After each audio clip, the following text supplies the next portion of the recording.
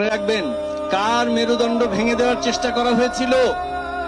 আগামী দিনের রাষ্ট্রনায়ক দেশ নায়ক জনাব তারেক রহমান বিদেশ থেকে একটা স্কাইপের মাধ্যমে ভাবতে পারেন এত বড় একটা সবচাইতে জনপ্রিয় রাজনৈতিক দল, আপসহীন দল, সেটাকে কিভাবে এত ষড়যন্ত্রের মধ্যে ধরে রেখেছেন?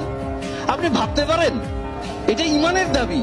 আপনি যতই আমার কাছে থাকুন, যতই সংগ্রাম করুন, আপনার পদস্খলন হলে আপনার জায়গা নাই, এটাই ঈমানের দাবি।